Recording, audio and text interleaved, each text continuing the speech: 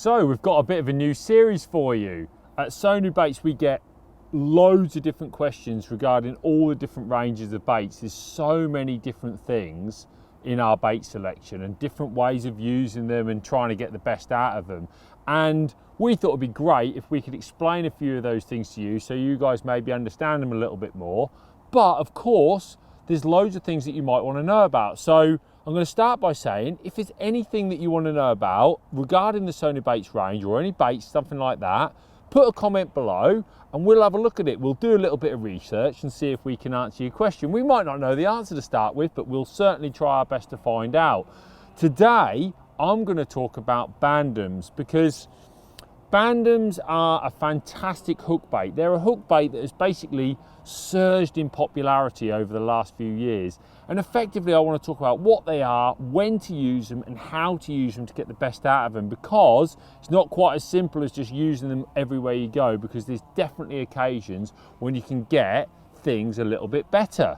So let's start by talking about what a bandum actually is. So in effect, they are boilies. So the original boilie that was so great was a hard target bait for using when you're carp fishing. And of course, its success was unprecedented. It was something that was used incredibly well.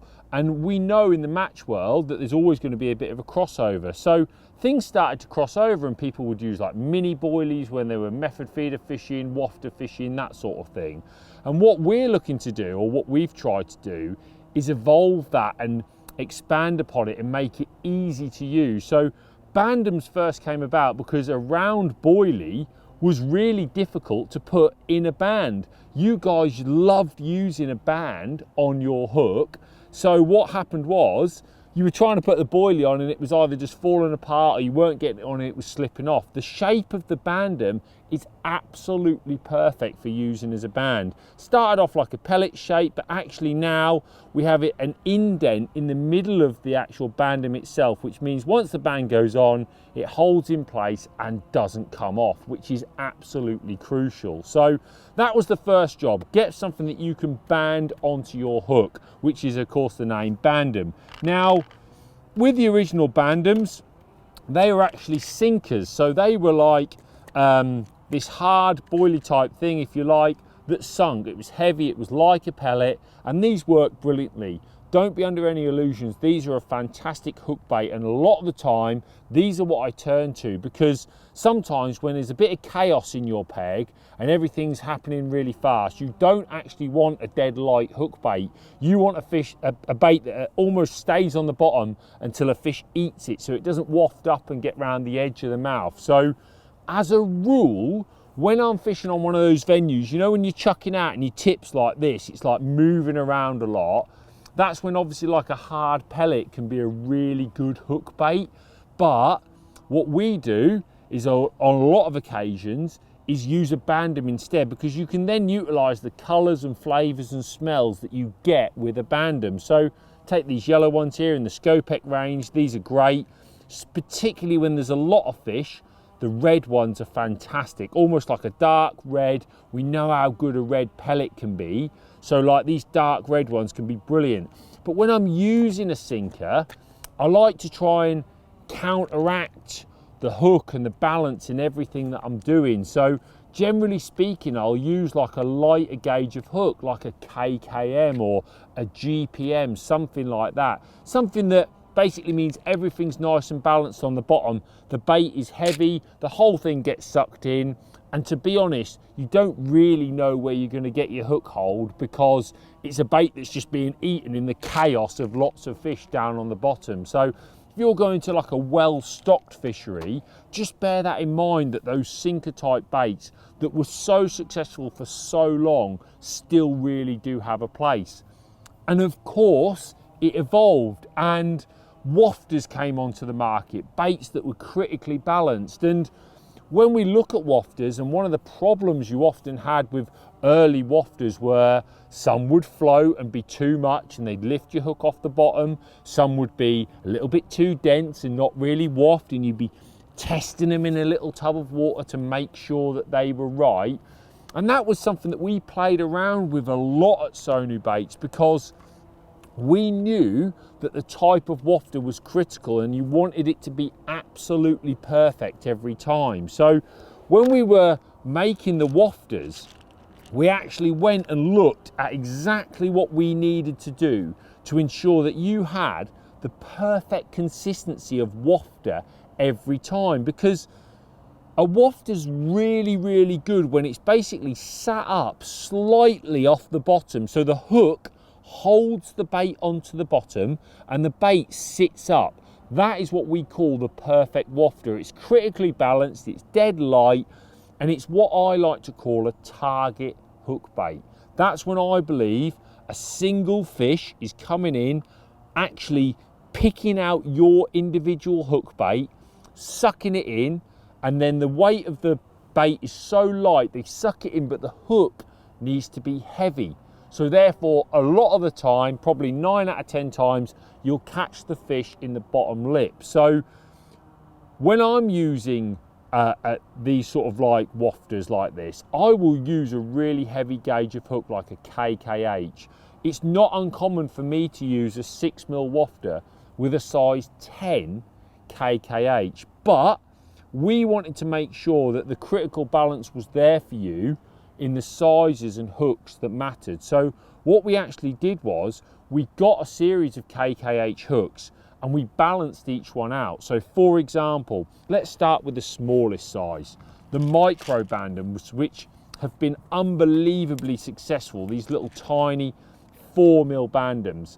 We got an 18 KKH and made sure that every time you pick one of these out, the 18 stays on the bottom and your wafter sits up off the bottom, so you get the perfect presentation.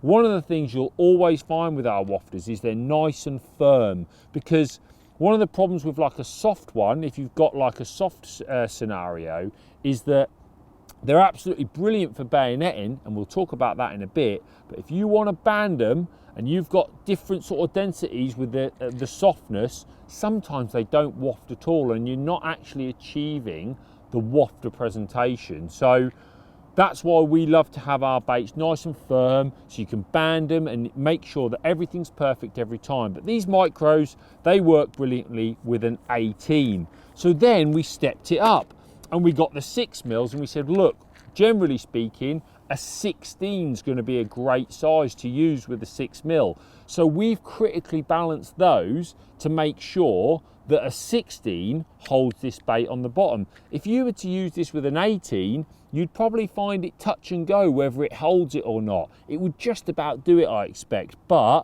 you want to be really looking at like a 16 KKH.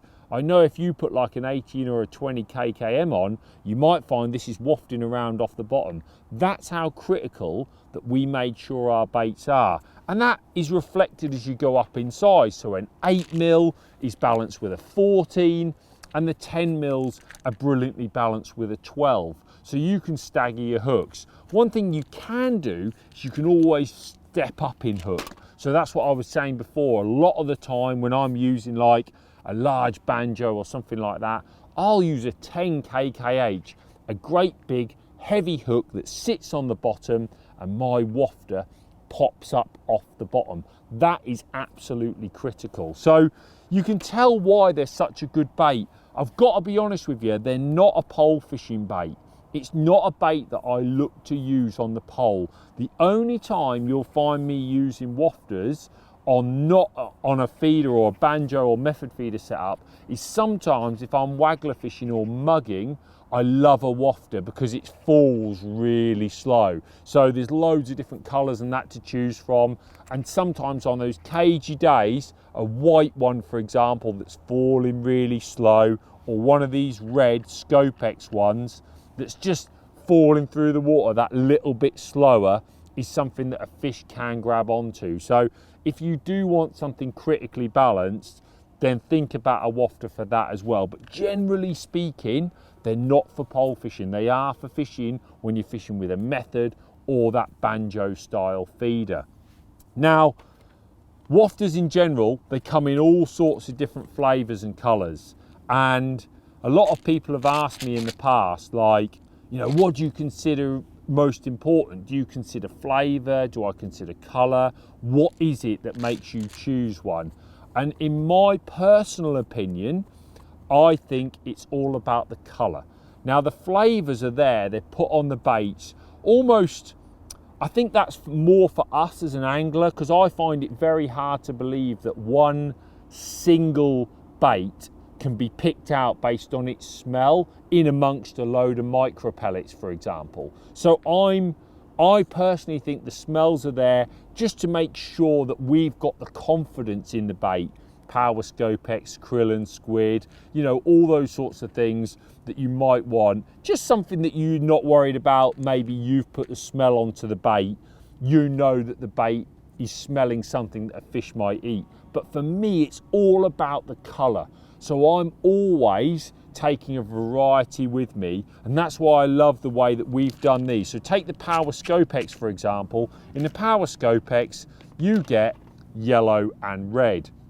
Now, yellow and red are brilliant colours, very, very good. Yellow, this type of yellow, it's not like a luminous yellow, it's just a plain yellow, if you like, is my absolute favourite colour when I'm using a wafter.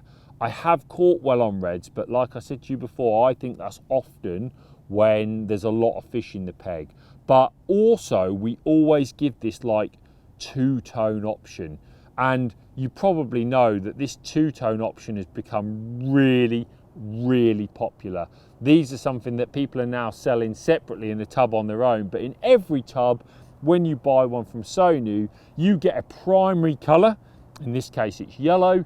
You then get a selection of a backup colour that you want to try, and you get the two-tone option, which, trust me, I've been catching on these for a long time. I generally put the two-tone on nearly every time, because I always think the fleck of another colour won't put the fish off in any way, so I'm getting the benefit of the main colour. But if the backup colour is the one that they want on that day, or they see a bit better, because don't forget this is all a visual thing, then that's what I'll go for. I've had fantastic success with the white with a fleck of yellow, for example. That seems to work really well, almost like they can pick that out on the bottom, and that's something that is really good. A little guide for colours, just in case, if the water's really clear, I believe that you're looking at colours like white, yellow, something that sort of stands out on that bottom. White in particular is very good when the water's clear. And then when the water's more coloured, I've definitely found like pinks and orange, you know, those sort of like very vibrant colours. Again, I believe it's the fish actually being able to identify it on the bottom. I've spent a lot of time fishing over the winter. You get to a venue and it's like, wow, that's chocolate, and a pink or an orange is the standout bait. It is almost like the bait you catch on. It's hard to believe they can see anything down there in the darkness, in the colour, but without a doubt, you swap out from white to pink in that scenario, you will catch when the fish is there. But in clearer water, sometimes I almost think it's a bit much for them and they just like that little bit of subtler colour. But fish, we don't know. You need to experiment, you need to play around with it and make sure that you've got a good understanding of what's going on. So that is bandums, that is where it came from, that is what they're used for. But of course, a lot of people now like to use a bayonet. They like to spike their wafter, if you like, in the bottom. And you can do this with ours as well. When they're hard, once they're in, they stay in. But I've got a little trick for you if you do want to soften them up. Sometimes what I like to do is just take a few of these before a session, and I'll get like, say, a handful, like this sort of amount that I might use for a session.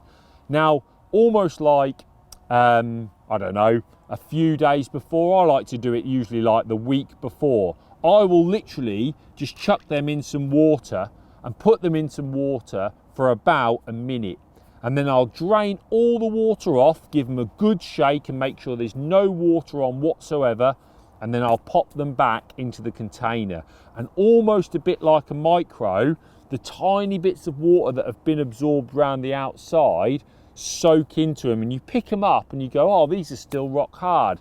But when you push the bayonet in, it goes in really easily. So what you've got to consider with that is, if there is a little bit of water in, you're always going to get a little bit of an effect to the waftiness of your bait. So I always make sure I check it afterwards. But I know you guys do like to use a bayonet sometimes as well, because you get great presentation. So that's what I like to do. And literally, as quick as that, I'm draining the water off and I'm putting them back in there, so I haven't got too much. Another great piece of advice with it is literally just to get a tub. If you've got like a tub like this, so if you don't want to do it how I've said there, if you get a few that you want for a hook at the weekend, just get a bit of water and literally flick it in the tub. Give it a bit of a shake so you can see that they're damp. Put the lid on, and by the time you open it in a week's time, you'll open this tub, you won't see any water or dampness whatsoever, because it'll have all been absorbed into the bait and it'll make them a little bit softer. So you can do that yourself if you want to, but of course for us, and getting the best presentation for you, we know they needed to be nice and hard. That is the guide to bandums, wafters, sinkers. If you want to catch a few more fish, hopefully this advice will help you.